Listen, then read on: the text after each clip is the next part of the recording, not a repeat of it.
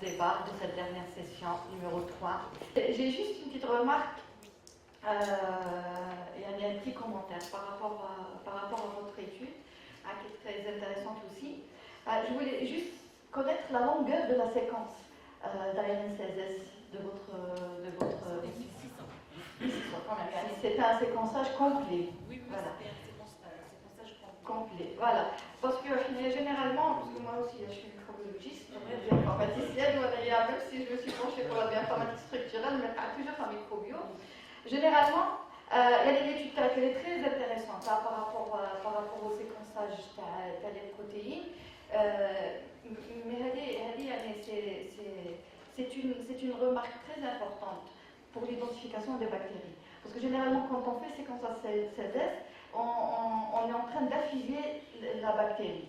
Même ça, on n'est pas sûr à 100% quant à l'identification, parce qu'on ne connaît pas son génome. Et là, parce que je vois juste après, vous avez déjà présenté le séquençage génomique, parce que je suis persuadée que si les chercheurs algériens passent au séquençage du génome,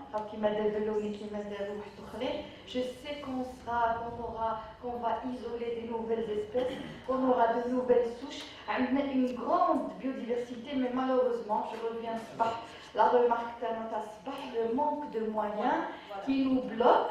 D'ailleurs, la question que je voulais vous dire, parce que vous voulez trouver une manière plus correcte pour essayer d'identifier les souches. Mais ça, si vous passez par le séquençage à chaque fois, vous faites où le séquençage moi, je l'ai fait quand j'étais en stage de longue durée. Et c'était pas un laboratoire, c'était une usine. Franchement, il était super équipé. Pas en Algérie. Non. Et voilà. Voilà. Mais par rapport aux bactéries pathogènes, c'est pour ça qu'on a eu recours, par exemple, l'Institut Pasteur, ils ont recours à l'identification par Malditov. Voilà. Parce que l'identification Malditov se base sur la protéomique. On peut distinguer entre les espèces par rapport à leurs protéins. Quand on voit le CSS, on va affilier les souches, les bactéries, mais quand on regarde de très près le protéome, et c'est ça l'intérêt d'étudier le génome. Justement, avec mon génome, ils étaient étonnés de voir que Sucanurata, ils ne la connaissaient pas du tout. Très bien. Donc c'était la première fois qu'on a isolé Sucanurata au niveau, parce que l'isolement il a été réalisé ici en Algérie. Seulement l'identification moléculaire, je l'ai fait à l'extérieur en France. Donc, on a fait le séquençage.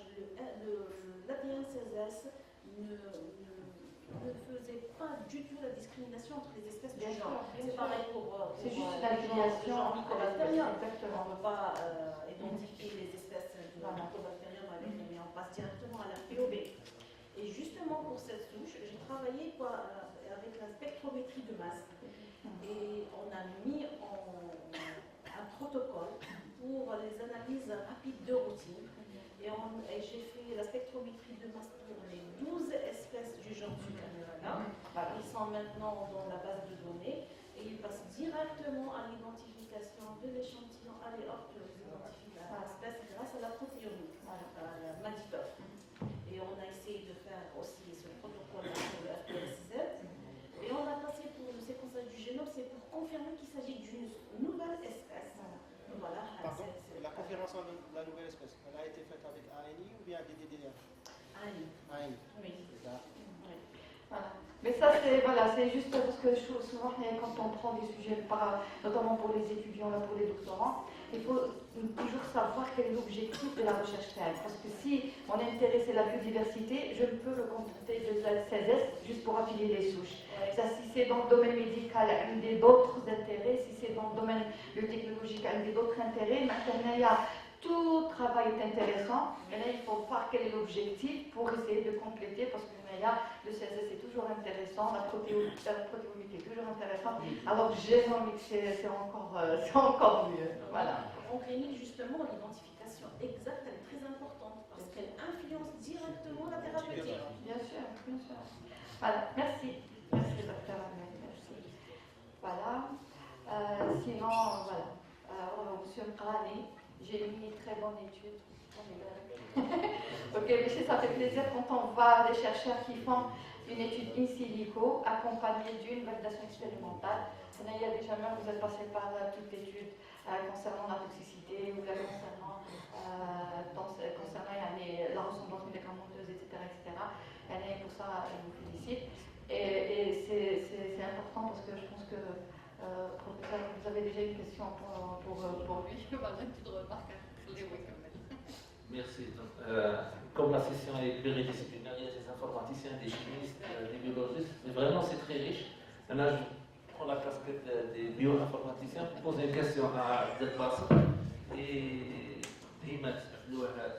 On parle du dataset utilisé. Parce pour toi, 723 entrées, c'est suffisant pour faire l'apprentissage? Oui. C'est très suffisant. Ah oui, parce que l'approche est insupervisée. C'est ça. Le modèle de variation of autoencoding, c'est un modèle insupervisé. يعني على طول من شرح ندير ان موديل ديفينير باغ اكزومبل l'activité رايح نخدم ندير موديل بور جينيري لي بروبليم هادو تاع بور جينيري دي دوني واحد اللي حيكون الماس صغيره ماشي الماس كبيره سينون اذا كان بزاف ديال الموليكول ولا علاه نجينيري دوطر موليكول. Justement, je ne parle pas de données qu'on a besoin de. Je parle de la crédibilité du modèle. Oui. Est-ce que c'est suffisant pour nous de faire juste ça? Puisque la validation de cette modèle est validée par des métriques de classification de la régression. Là, est validée par la distribution. Pour valider ça, le modèle peut générer d'autres molécules. C'est-à-dire des données de générer. Justement, je parle de la crédibilité. Le fait de générer des données de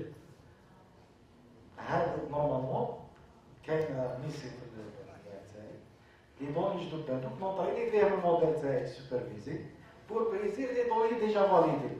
Donc, le modèle est à 100%. Mais 723 pour des modèles non supervisés suffisant à l'heure. Justement, je pose cette question pour le contraire pour Himet. Est-ce que vous avez utilisé un dataset intéressant? Pour le cas de Himet, il faut un dataset important. Oui. Pour l'apprentissage. Il faut des milliers. Mais bon, c'est pas la question. Un débat, c'est un débat. On peut poser des questions. كاين ان تريتمون مش محطوط في الوعد بس كنت تعطي تروح لي سيكونس ديريكتومون ماشين ليرنين لازم ان تريتمون لو تريتمون هذا كاين سا ديبون لي فاريون هادو اسكو لي فاريون هادو خدموا دي اسامبلي دي كامير دي كيلكو شوز ما يكومبريو دي اسامبلي ولا دي كامير تبعت لهم ماتريس نيميريك ديريكتومون ماشين ليرنين ولا خدمت بدي ميثود ان ال بي ناتشورال لانجويج بروسيسينغ pour transformer les données que je veux sémantique par des vecteurs embedded ou des global vector representation ou des algorithmes de natural language processing. Ça هذه ما عرفتش ما مش باينه مزيان. Déjà le dataset utilisé. En fait, moi pour ma présentation, moi personnellement, quand j'ai proposé ce sujet-là pour mes étudiants en master, d'ailleurs ce sont des microbiologistes, malheureusement elle aurait dû travailler avec des informaticiens. Moi je propose les domaines de biologie, lui il s'occupe de tout ce qui est codage et tout. Parce qu'en fait on a travaillé avec le MATLAB version 2019, il a 3 ou 4 modèles de machine learning. Donc on a fait de la notation des... En fait on a basé beaucoup plus sur les paramètres. On a travaillé en fait pour les datasets, on a travaillé sur 23, que 23 whole genome, c'est-à-dire le génome. Exactement, ouais. En fait, non, c'est le génome complet de 23 variants. Et éventuellement, il va être abstrait à des SNPs. Vous pouvez dire ça, ouais. Après, on a essayé de travailler avec le MATLAB avec les 3 modèles de classification. Et on a essayé d'avoir au moins un modèle, c'est-à-dire le best model. Après, on va essayer de travailler sur une taille de données plus élevée, avec c'est-à-dire des paramètres Plus l'édicité. Conséquence. L'édicité juste pour déjà commencer à faire quelque chose comme ça, tu vois. Donc, c'est on est quand même dans... Donc je vous invite à continuer le débat demain avec Abdelbast. Vous aurez beaucoup de choses à apprendre tous les deux. Inch'Allah, ouais, c'est très Le monde intéressant. de la biologie, lui, il est bioinformaticien très carré. Donc, vous pourrez avoir vraiment beaucoup de choses à faire dans l'avenir. Je ne vais pas trop tarder, juste une petite remarque. Je prends la deuxième casquette d'administration, si vous me permettez. Notre université, depuis sa création, a 0 brevet. Au niveau national, on n'a pas beaucoup de brevets. Le problème n'est pas de compétences, pas de résultats. On n'a pas cette culture de protection de nos travaux. On fait des publications, des communications, mais on ne fait pas des brevets. Donc je vous invite, surtout l'équipe l'équipe de Mqarani, il faut passer à cette phase de protection intellectuelle. Il faut le faire. On peut vous assister, mais il faut le faire, c'est très facile. Je pense que la publication est plus difficile. On commence par le brevet. Une fois l'idée protégée, on passe à la publication. Pourquoi pas, on passe au start-up. Donc il y a des idées où on peut faire des... Si vous permettez, juste par rapport à la protection des idées. Alors la protection des idées doit se faire d'abord initialement au niveau national. La protection de la propriété intellectuelle au niveau national. Mais il y a le challenge au niveau international. Alors pour protéger une idée au niveau international, ça coûte énormément d'argent. Alors, je vous parle des brevets qui coûtent aux alentours de 10 000 euros. Là, le problème se pose, qui est-ce qui assure le côté financement à la protection de l'idée.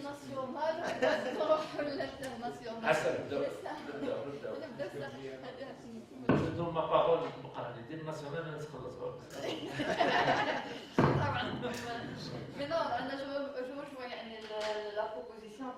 le vice-recteur concernant les brevets, parce qu'on n'a pas cette culture de breveter.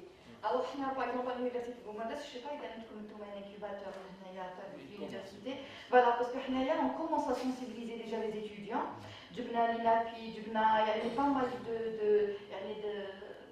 les structures qui sont concernées par les brevets, etc. Rien que باش نحلوا لهم déjà que ce soit pour les étudiants ou pour les enseignants aussi. Alors on a à titre d'exemple, on a pas qu'à par rapport à des travaux, un lancement d'une start-up Boumadès, où il a eu l'accord de consulter les thèses de doctorat ou sont les mémoires de fin d'études qui sont stockées dans les bibliothèques. Il va les valoriser au sein de sa start-up qui va ouvrir Doka. Il va élaborer à partir de chaque thèse un projet start-up, un projet de recherche, qui va le vendre. Alors, le ministère lui a donné l'accord. Même si votre thèse est déposée, du jour au lendemain, c'est vous qui m'avez un privé qui peut exploiter les travaux, tout simplement parce qu'on manque de moyens, on soutient généralement un titre et on saute à autre chose en fonction des moyens. Donc il faut faire attention, breveter, comme ça au moins vous aurez votre recherche. Je vous donne une information si vous me permettez. Le premier brevet inscrit au nom de l'université, il est en cours, on a maintenant le numéro, d'une étudiante de la faculté sciences et naturelles de la vie, spécialité végétale, BPV, c'est ça, biotechnologie végétale, voilà. C'est une étudiante moyenne, pour ne pas dire autre chose. Vraiment, mais elle est motivée à l'enseignant. Très bien, donc maintenant le brevet pratique il est en inscription. Donc c'est une étudiante moyenne, sur l'étape, donc pour les autres c'est très facile, il faut juste y croire. Il faudrait aussi que la législation actuelle suive le développement biotechnologique de l'université. On s'est adressé à la DGASDT par rapport à la protection des applications de souches bactériennes. Il n'y a aucun texte pour ça. Il y a des textes par rapport aux applications industrielles, mécaniques, électriques, mais par rapport à l'être vivant, l'exploitation de l'être vivant, il n'y a actuellement aucun texte pour régir ce côté-là. Il faut créer une série au niveau de l'université pour faciliter les choses. Donc il y a des problèmes d'éthique, il y a d'autres aspects. Il y a d'autres aspects. Problèmes d'éthique, c'est un débat. Alors maintenant, s'il n'y a pas d'autres questions, je pense qu'on va clôturer la session 3.